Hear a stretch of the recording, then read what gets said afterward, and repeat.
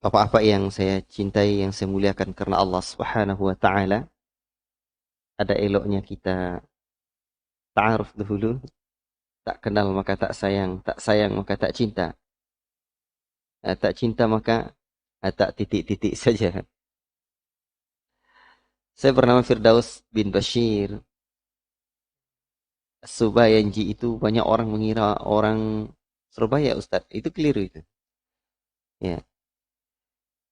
Nama sungai Subayang. Dalam bahasa Arabnya ya itu enggak ada. Makanya jadi As-Subayanji nisbahnya. Saya tinggal di Lipat Kain sana, tepatnya di Kecamatan Kampar Kiri, Kabupaten Kampar, Provinsi Riau. Nama desanya Lipat Kain. Di Kampar Kiri, Pak, bukan dalam lemari. 1 jam sebelum Pekanbaru dari sini. Kapan-kapan antum mainlah ke sana. Dan ikhwatal iman, barakallahu fikum, kita juga belajar-belajar berdakwah. Di sana ada pesantren kita sudah tahun ke-9. Dan alhamdulillah masih bertahan gratis alias tidak mewajibkan bayar uang bulanan untuk santri-santri yang tidak mampu. Dan memang santri yang tidak mampu 90% lebih. Dan karena pondok ini dulu adalah mulazamah, besar, kecil, tua, muda, laki-laki, perempuan, lajang, janda, dan duda. Kecil kita akikahkan, itu prinsipnya. Besar kita nikahkan. Alhamdulillah, yang saya akikahkan seingat saya belum ada. Tapi yang dinikahkan mana sudah banyak, sudah lebih 70 orang. Bahkan yang juga duda, yang sudah tua juga. Dan dulu pondok ini tidak hanya untuk belajar ya takhasus ilmu agama saja, tapi juga untuk yang sudah tua-tua. Ada yang dari Jakarta, ada yang dari daerah-daerah lain dulu. Bahkan ada yang keluarganya tidak mau menerima lagi di sana, dan di antara mereka ada yang wafat di dalam masjid itu. Tapi karena kita melihat bahwa program ini perlu dipisah, nah itulah sekarang sudah kita ambil program di pondok yang pertama, program Salafi ya. Dan karena kebutuhan kita buat ke beberapa pondok lagi. Pondok yang kedua sekarang insyaallah SMP, yang ketiga paket ya. Dan yang saya buat itu pondok pesantren. Sekarang sudah 7 tempat. Yang susah itu buatnya gedung pesantren, Ustaz. Tahu bedanya pondok pesantren dengan gedung pesantren, Pak? Pondok pesantren, coba antum lihat di pinggir jalan itu ada orang buat pondok, papan dindingnya atapnya terpal, itu namanya pondok. Dikasihnya buah, itu namanya pondok buah. Makanya selalu saya bilang, apa susah buat pondok? Tamat pondok ya buat pondok. Apalagi kalau tamat kuliah. Makanya dulu kita awali dengan bangun 4 kali 6 meter dari papan. Terus itu namanya pondok. Disuruh orang ngafal Quran. Itu namanya tahfiz. Kasih merek pondok tahfiz. Selesai. Seiring berjalan waktu, in tansurullah yansurkum wa yuthabbit aqdamakum. Jika kamu tolong agama Allah, Allah akan tolong kamu insyaallah. Dan pertolongan Allah itu, Pak, ternyata cash. Cuman kadang kita saja tidak sabar dan tidak menggali hikmah Allah Rabbul Jalla fi'ula yang ingin mendidik kita dalam perjuangan hidup ini. Maka ikhwatal iman barakallahu fikum, sekarang pondok ini sudah 7 tempat. 4 di sana, 1 di Pekanbaru dipinjami tempat, 2 di pedalaman. Dan belakangan saya fokus dengan memikirkan program dakwah kampung dan pedalaman Jadi saya ini cuma dari kampung. Makanya saya bilang sama Ustadz, gak usah terlalu risau-risau tempat kami. Mah kita bukan dari kota, dari kampung ya, udah terbiasa. Masuk kampung, keluar kampung. Ya, masuk pelosok, keluar pelosok. Bahkan pondok kita yang di kepulauan sana ya ikhwan, itu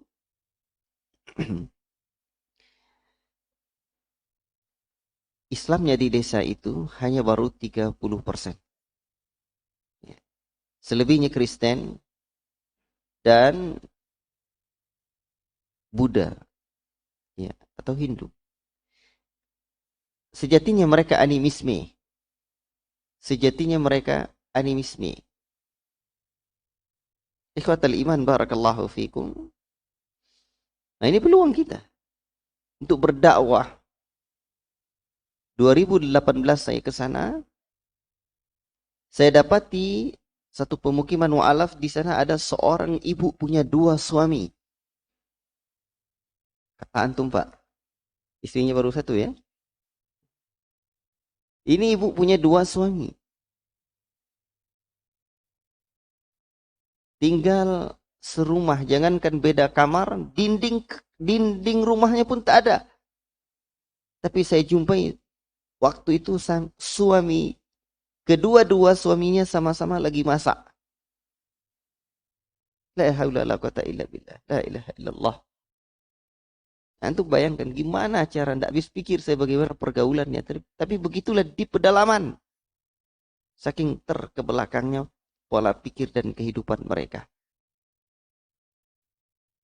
Dan saat itu ternyata suaminya yang pertama sudah masuk Islam, belum terlihat begitu pandai salat. Karena saat saya berkunjung di sana, dia zuhur itu masbuk. Dan saya melihat belum begitu mengerti dia. Dia nengok kiri kanan gimana caranya. Ya. Untung ada yang diikuti. Kiri kanannya juga masbuk. Kiri atau kanannya ketika itu. Ikhwatal iman, walhamdulillah. Belakangan saya ke sana, beliau sudah tinggalkan istrinya itu, suami yang pertamanya ini, dan sudah istiqamah Islamnya. Alhamdulillah. Dan istrinya mengikuti suami yang kedua. La ilaha illallah. Ikhwatal iman barakallahu fikum.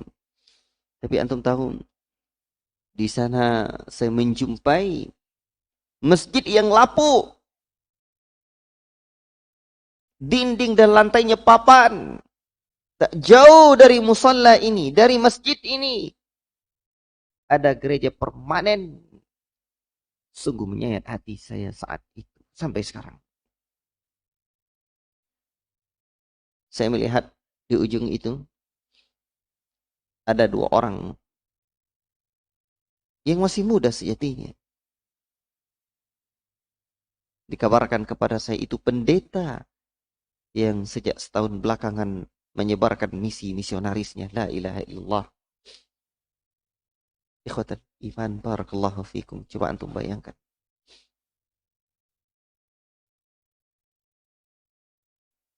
Belum lagi bagaimana kondisi mereka di sana.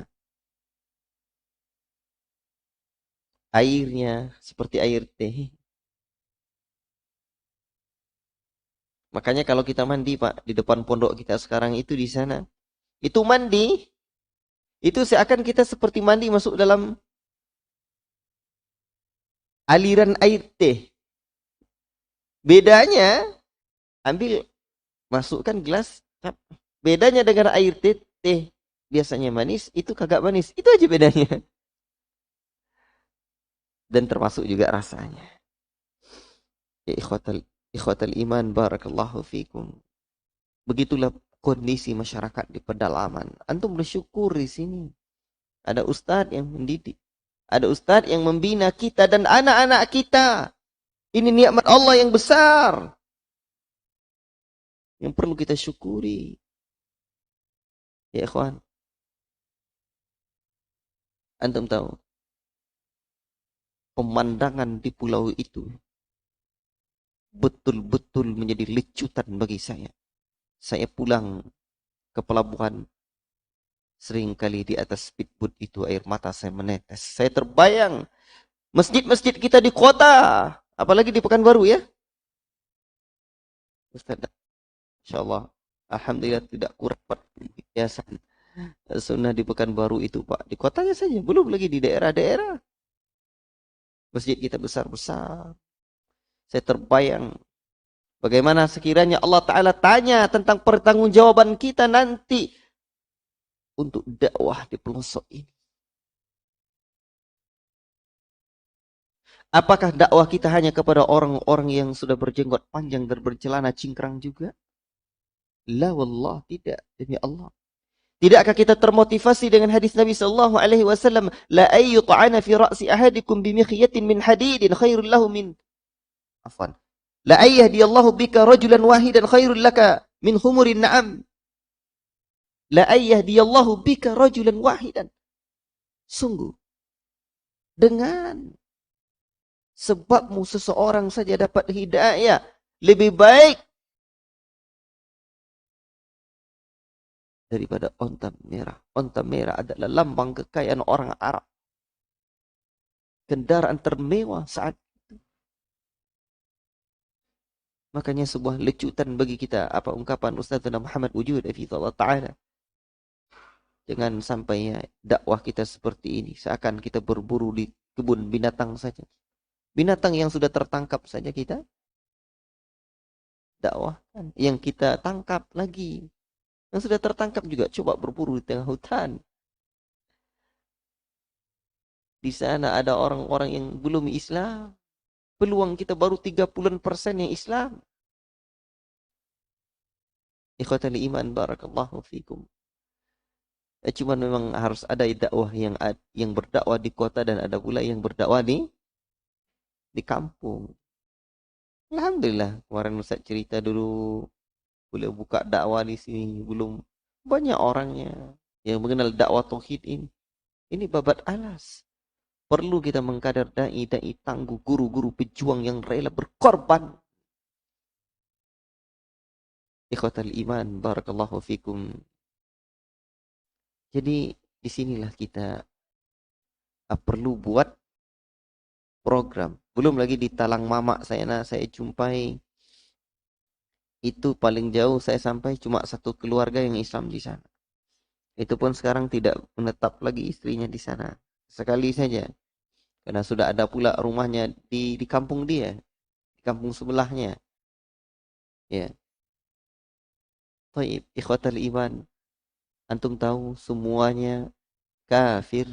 Tapi sejak belasan tahun yang lalu, pendeta dari luar negeri masuk dan sampai ke sana dan merubah dengan kawan-kawannya. Merubah KTP mereka jadi Kristen. Allahul Musta'an. La ilaha illallah. Ketika saya bertanya kepada salah seorang orang tua di sana, apa agama Pak? Dia bilang, Talang Mamak. Dibilangnya agamanya Talang Mamak. Saya tanya lagi, mana yang lebih baik menurut Bapak? Mana yang lebih baik menurut Bapak? Kristen, Islam? Kan sekarang sudah ada yang masuk Kristen, ada yang masuk Islam. Mana yang lebih baik? Kata beliau, Talang Mamak. Karena menurut dia Talang Mamak itu ya agama. Ikhwatal iman barakallahu fikum. Nah, ini dia kondisinya. Baik. Makanya kita buat program sekarang karena kurangnya dai-dai yang berdakwah di pelosok-pelosok negeri ini. Tidak ada murid kita yang berdakwah di sana, di pelosok-pelosok dengan bisa tangguh dan bertahun-tahun di sana, maka sedih rasanya hati. Ikhwatal iman. Maka saya buatlah program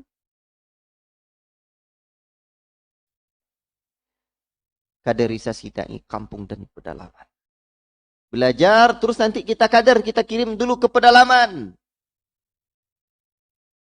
Dan setelah kita lihat dia lulus di pedalaman, barulah kita kader untuk tingkat lanjut. Dan kami populerkan dengan istilah lulus di pedalaman, kami kirim belajar gratis ke Yaman. Kenapa kok ke Yaman, Ustadz? Ke Madinah mah antrinya minta ampun. Ya. Lulusnya juga susah. Itu tergantung karunia Allah. Makanya kita fokus ke kirim ke Yaman. Sudah 11 orang yang sudah kita kirim. Yang sudah pernah kita kirim sudah 11 orang. Baik, ikhwatal iman. Tapi ada satu program lagi saya buat. Ya, karena dari awal dulu sudah banyak nikahkan murid. Ya, maka kita buat satu program lulus di pedalaman. Kita hantar ke pelaminan. Nah, ya. Maka untuk itu, ikhwatal iman, barakallahu fikum, inilah sedikit perkenalan dari saya. Kapan-kapan nyampe ke Riau, ya, mampir di pondok kita atau telepon saya, atau ada yang mau untuk dikaderisasi, tapi ingat, kaderisasi dai kampung dan pedalaman. Tapi kalau mau belajar ke Yaman, silahkan. Nanti ada ikatan, hmm, ikatannya nggak Ustaz? Ikatan apa namanya? Kontrak apa? Kontrak apa namanya? Kontrak belajarnya ya? Atau mesti wajib pengabdian di tempat kita? Saya tidak mewajibkan. Yang saya wajibkan, ente pulang nanti berdakwah dimanapun bumi Allah Ta'ala terbentang. Tapi di kampung dan pedalaman. Nah, itu saja. Barakallahu fikum. Baik. Ini Bapak-Bapak yang dimuliakan oleh Allah Subhanahu wa taala. Cuman saya mau bertanya dulu, ini waktu kita sampai jam berapa? Kasih saya waktu biar saya tahu apa yang mau saya sampaikan. Hmm. Tafadhal, Pak.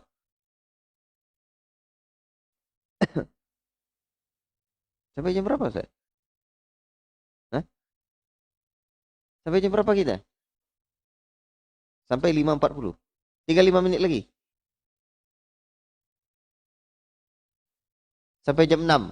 Ahsan tuh. Baru bagus. Kalau 5 menit lagi apa nak saya sampaikan? Baik, cuman saya ini juga bingung. Ini di posternya itu temanya keedah-keedah penting dalam beragama. Tapi di live YouTube ini itu keedah-keedah penting dalam beribadah. Nah, ini gimana, mau yang mana yang mau saya bahas? Tadi malam saya lihat, saya kirim sebelumnya, yang kemarin saya kirim ke Ustadz, keedah-keedah penting dalam beribadah. Ya, betul. Tapi posternya tadi malam saya dapati keedah-keedah penting dalam beragama. Cuman saya bilang, nggak apa-apalah. Walaupun, ya nanti kita rubah aja. Keedah-keedah penting dalam beragama. Dan sebelum saya tengok tadi live-nya ini, nah itu saya mau menyampaikan keedah-keedah penting dalam beragama. Nah, tapi ternyata live-nya keedah-keedah penting dalam beribadah. Sekarang yang mau saya sampaikan apa, Mas? Silakan. Dalam waktu yang hanya beberapa menit ini, antum pilih saja keedah-keedah penting dalam beribadah atau keedah-keedah penting dalam beragama. Silakan, tafadhal. Sesuai live-nya saja. Keedah-keedah penting dalam beribadah. Thayyib.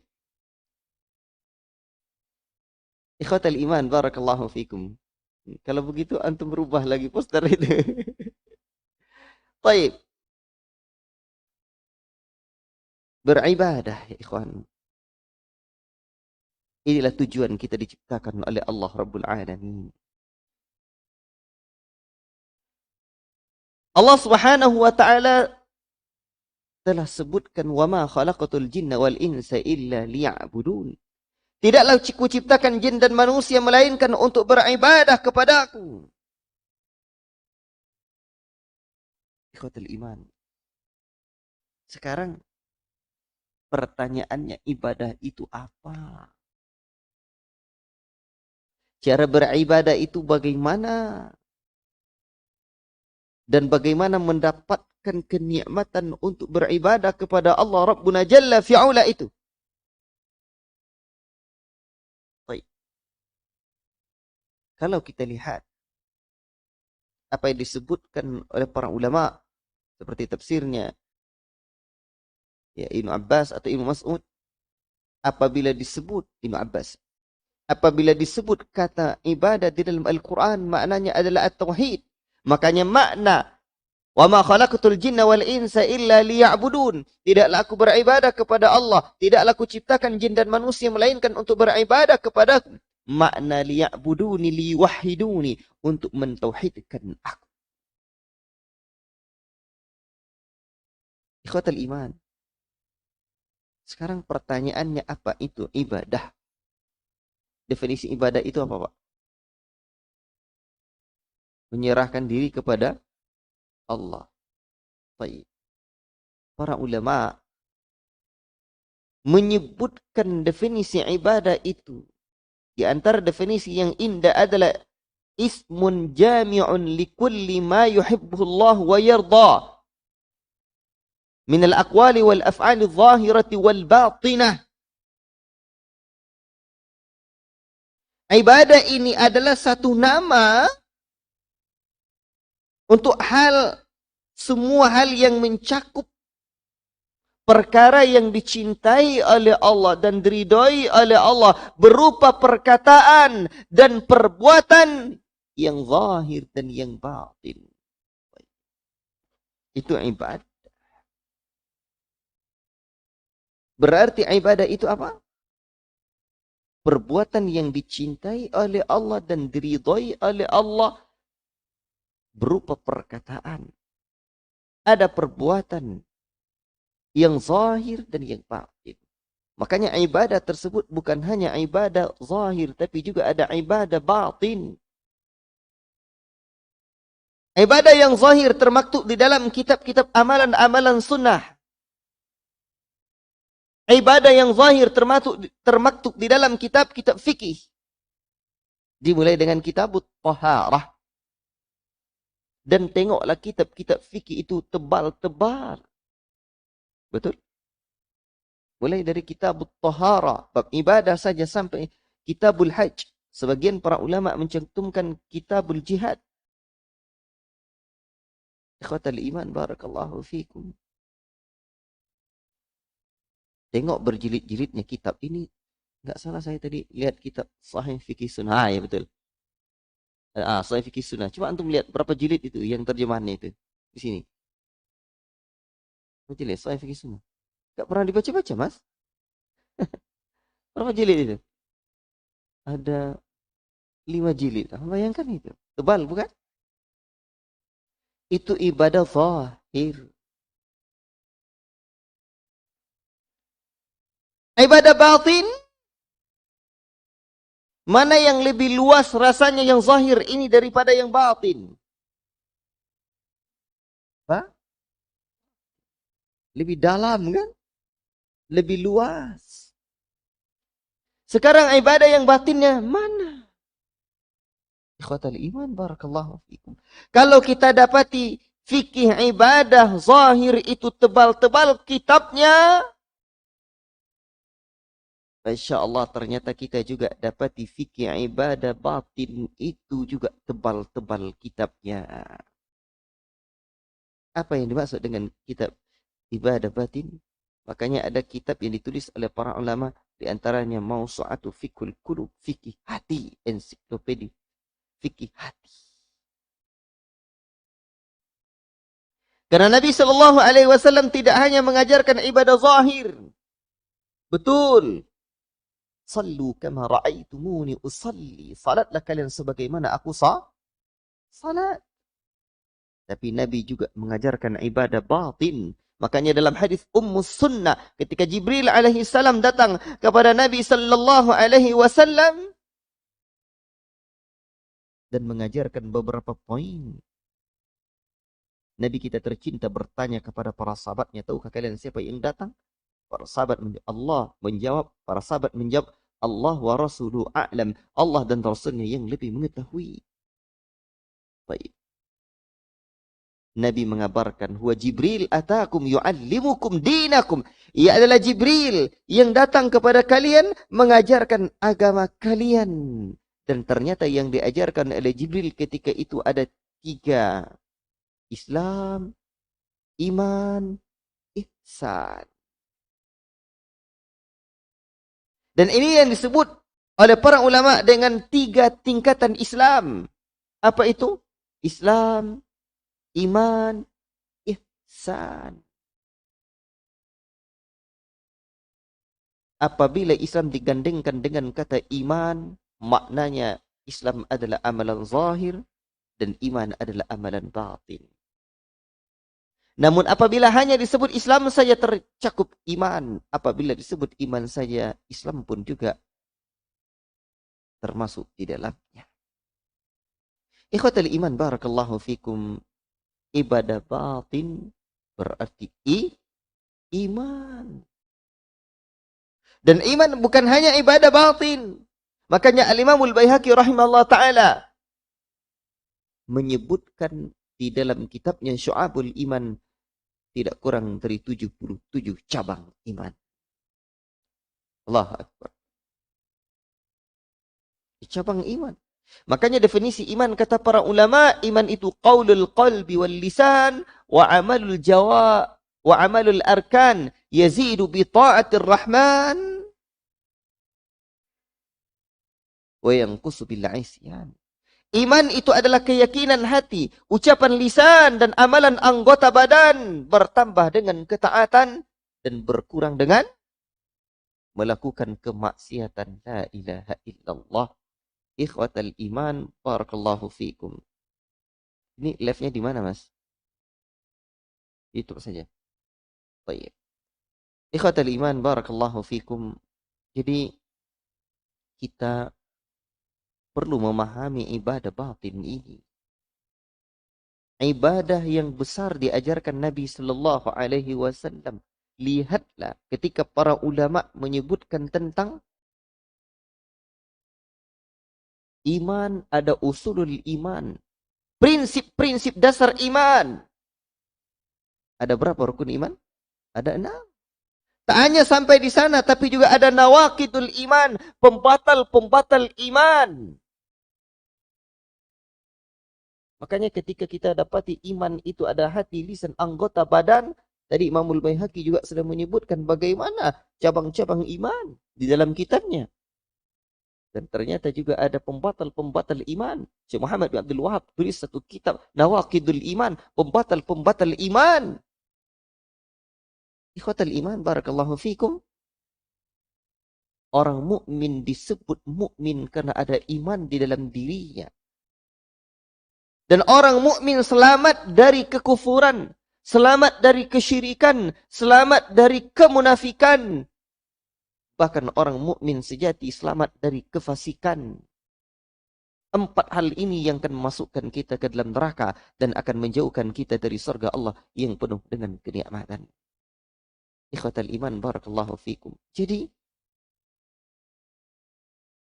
kufur, syirik ada macam-macamnya. Kufur juga ada bagian-bagiannya. Kemunafikan, bahkan di antara para ulama menulis satu kitab 49 tanda-tanda munafik. Di antara tanda munafik adalah asqalu salatin alal munafikin salatus subh. Salat yang paling berat bagi orang-orang munafik adalah salat subuh dan standarnya adalah berjamaah. La ilaha illallah. Ikhwati fillah barakallahu fikum. Nah, ini perlu kita pelajari. Kefasikan. Ya. Nah, ini ibadah kepada Allah Rabbuna Jalla fi'ula. Ibadah batin apalagi? Ihsan. Apa makna ihsan? An ta'budallaha ka'annaka tarahu. Al-ihsan an ta'budallaha ka'annaka tarahu fa in lam takun tarahu fa innahu yarak. Engkau beribadah kepada Allah seolah-olah engkau melihat Allah. Kalau belum bisa, fa innahu yarak, maka camkan di dalam hati, sesungguhnya Allah melihatmu. Berat enggak? Dengan hati. Dengan hati, dengan kalbu kita. Baik. Itu amalan batin, Mas. Makanya para ulama tulis kitab apa? Di antaranya a'malul qulub, amalan-amalan hati. Apa saja amalan hati? Kalau kita tengok dari kitab-kitab para ulama seperti Muhammad bin Ibrahim At-Tuwaijiri juga tulis tentang fikih hati. Amalan-amalan hati itu di antaranya adalah apa? Yang pertama kali tauhid. Dan banyak yang lain. Di antaranya juga sabar, ridho, tawakal, takut, cinta. La ilaha illallah. Ini harus kita pelajari. Baik, ikhwatal iman barakallahu fikum. Itu definisi ibadah. Di lain sisi, ibadah itu manakala dilihat pada orang yang melakukan ibadah itu, baru betul-betul terhitung ibadah apabila dia melakukannya penuh dengan ketundukan dan ketakutan kepada Allah. Ya, ketundukan, merasa menghinakan diri kepada Allah. Ada rasa kehinaan diri di hadapan Allah. Baik. Nah, itu juga ibadah batin. Ibadah zahir, semua ibadah ini, baik itu yang zahir dan yang batin, kaedahnya kita beribadah kepada Allah sebagai seorang hamba Allah. Kita kan hamba Allah. Hamba Allah, abid. Beribadah kepada Allah itu an na'budallaha kama yuridullah la kama nurid. Ini definisi ibadah. Kita beribadah kepada Allah sebagaimana yang Allah inginkan, bukan sesuka-suka kita, bukan seperti keinginan-keinginan kita saja. Tidak. Bagaimana yang Allah inginkan? Qul in kuntum tuhibbunallah fattabi'uni. Katakanlah hai Muhammad, jika engkau ikuti. Katakanlah hai Muhammad, jika engkau betul-betul mencintai Allah, maka ikutilah aku. Ikuti Allah, ikuti Nabi sallallahu alaihi wasallam. Ikhwatal iman barakallahu fikum. Jadi mengikuti Nabi sallallahu alaihi wasallam.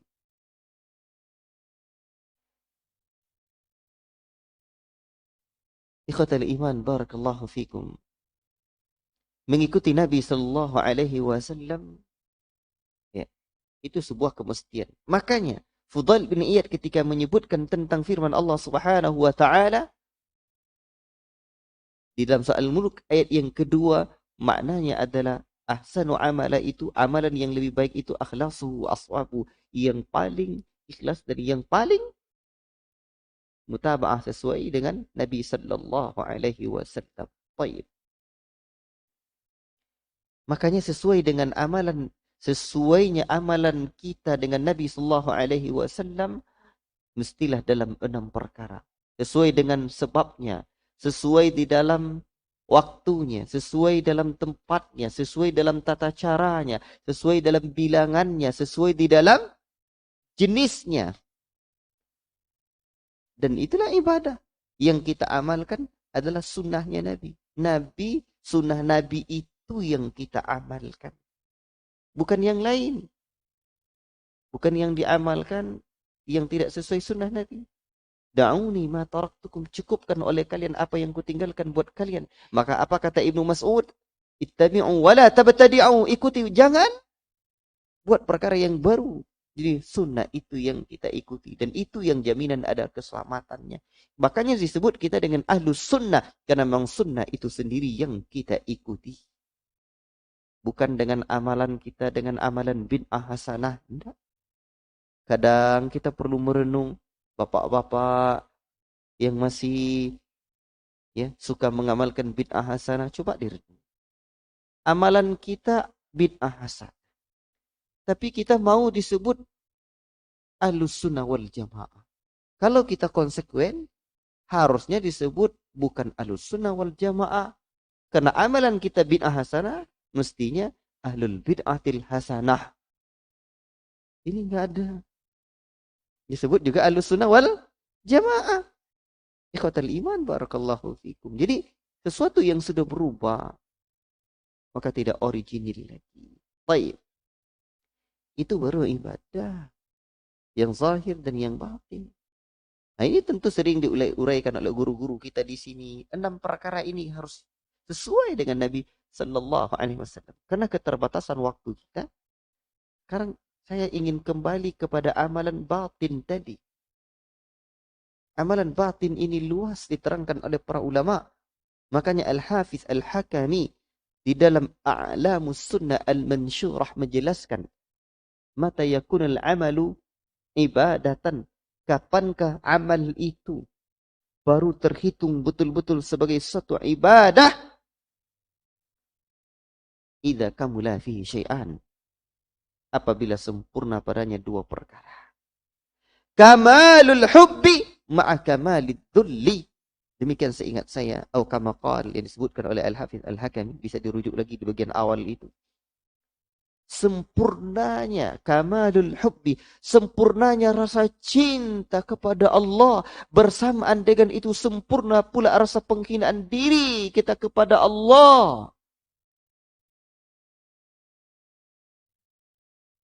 Makanya orang apabila ada penghinaan dirinya, ketundukannya kepada Allah, kecintaannya kepada Allah, itu baru terhitung amalannya sebagai mendapatkan hakikat ibadah, kesempurnaan ibadah. Maka di antara para ulama juga menjelaskan rukun amalan hati itu apa saja? Cinta, takut dan haraf, mahabbah, khauf dan roja, atau khauf dan roja. Cinta, ada harapan dan ada rasa takut. Harapan kita kepada Allah. Pak, sudah berapa lama kita beribadah? Adakah kita mendapatkan kenikmatan hati? Dan ibadah itu ada kenikmatannya. Kalau bapak-bapak buat kopi, kalau nggak ada rasa nikmatnya kopi itu, gulanya nggak ada, nikmat nggak Pak? Gulanya ya contoh, kopi, nikmat nggak? Kalau yang sakit ya nikmat Ustadz, nggak di lisan, nggak di bibir kan, tapi di badan. Gula saja kadang kalau nggak dikasih kopi nggak terasa nikmat. Tapi kalau nggak dikasih gula, kopi saja, kalau nggak dikasih gula nggak terasa nikmat. Betul Mas? Ibadah gimana ceritanya? Pernah nampak gula tuh? Gula tuh pernah nampak? Pernah. Tapi manisnya ada nampak enggak? Enggak ada. Enggak ada, tapi terasa kan? Maka kenikmatan ibadah itu Rasul menyebutkan dzaqa ta'mul iman, betul-betul merasakan nikmatnya iman, manisnya iman. Halawatul iman ini man radiya billahi rabba wa bil islami dina wa bi Muhammadin sallallahu alaihi wasallam nabiyya wa rasulah. Oh, kama qala. Ada 3 orang yang betul-betul merasakan nikmatnya iman. Orang yang ridho Allah sebagai Rabbnya. Gimana pula ridho dengan Allah kalau tidak kenal dengan Allah? Ilmu mengenal Allah adalah ilmu yang paling tinggi. Ilmu mengenal Allah adalah ilmu yang paling tinggi. Ajib. Bahkan Ahmad Al-Antaki menyebutkan man kana billahi a'raf kana minhu akhwaf. Orang yang paling kenal dengan Allah adalah orang yang paling bisa takut dengan Allah. Rabbuna Jalla fi'ula. Ikhwatal iman, barakallahu fikum. Nama Allah 99. Itu dalam satu hadis. Siapa yang hafal, yang memahami maknanya, mengamalkan, yang mendakwakannya, ada jaminan dakhalal jannah, masuk surga. Tapi Syekh Abdul Razak dan para ulama menjelaskan bahwa nama Allah lebih dari itu. Namun 99 saja. Sekarang umur kita ada berapa? Ada 33 tahun. Sekiranya kita berumur hari ini 48 tahun dan kita dapat hidayah dulu umur 15 tahun, masuk Islam atau balik berakal dulu umur 15 tahun, 33 tahun kali 3 saja kita belajar tentang nama dan sifat Allah untuk mengenal Sang Pencipta kita, maka kita sudah dapati apa? 99 nama Allah sudah tuntas kita pelajari. Tapi kemana kita? Setahun saja 3. Tapi kemana kita? Selama itu 48 tahun umur sudah kita habiskan. Tapi Ustaz saya belum sampai sana. Ya cuma 3 tahun, 3 nama Allah dalam setahun yang kita pelajari. Masa kita tidak kenal dengan Allah? Orang pembuat bola lampu aja kenal. Siapa? Nama pembuat bola lampu siapa? Hah? Kenal Pak kan? Thomas Alva Edison. Kenal namanya. Masa dengan nama Allah Sang Pencipta kita tidak kenal? La ilaha illallah. Dan inilah ibadah hati ini. Dan kita duduk mengaji ini. Masya Allah, sungguh sangat indah apa yang disebutkan Ustaz Arman Halim rahimahullah ta'ala. Bukan untuk ingin menendang orang. Tapi untuk bisa duduk bersimpu. Menciptakan hakikat ubudiyah di hadapan Allah. merasakan kenikmatan hati dalam ibadah itu.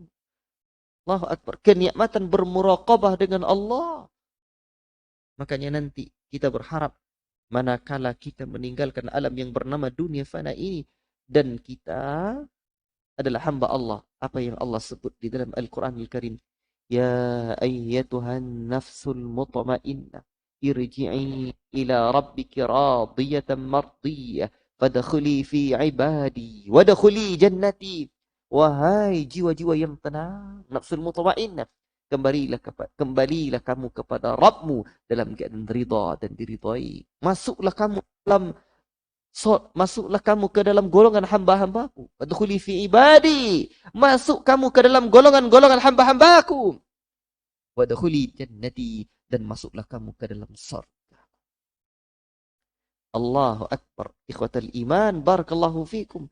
Masuk dalam surga Allah yang penuh dengan kenikmatan. Kita dipersilakan masuk istana negara, kira-kira enak Pak? Masuk istana negara kira-kira nikmat enggak?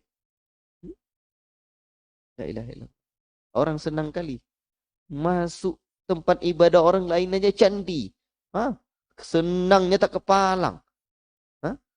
Selfie-selfie sana sini. Baik. Allahul musta'an. Padahal tempat ibadah agama lain. Ini masuk surga.